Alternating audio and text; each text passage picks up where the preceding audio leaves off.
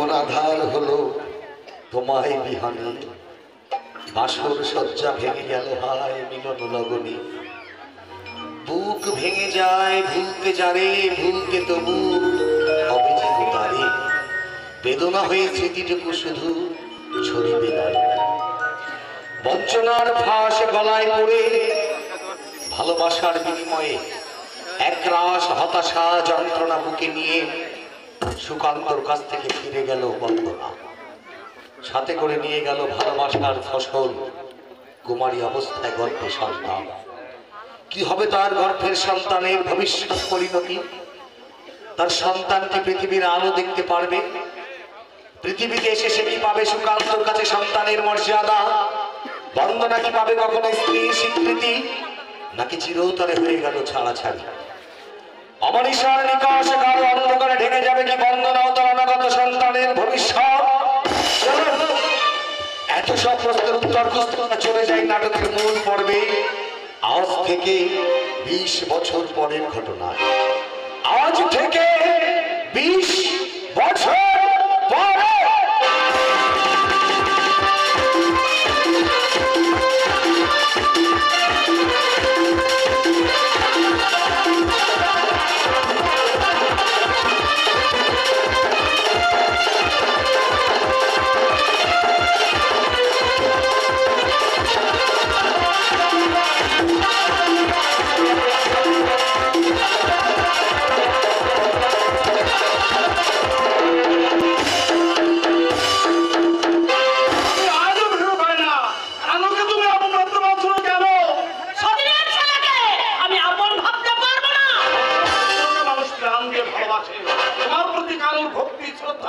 এতটুকু কম নয়।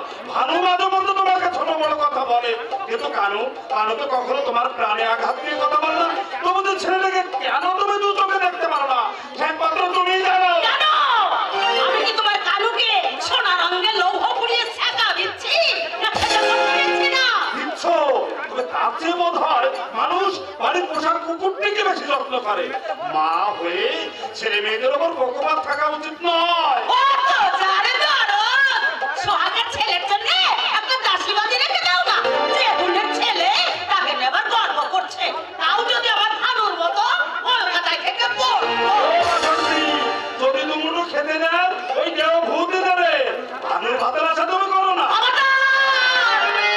আমার সামনে আমার ভানুর নিন্দা করবে না। কেন? ভানু কি তোমার পায়ে সুচ ফোটাচ্ছে? একরকমই আমি করি না তুমি করছো?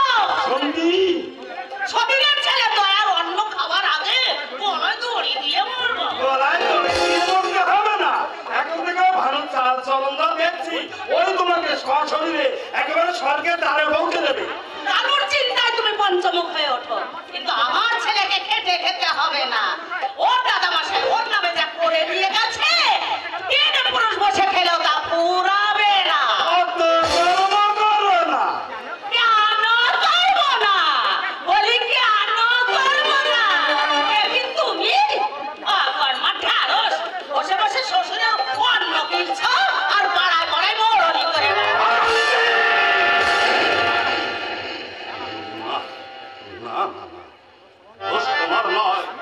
আমি ভুল করেছি।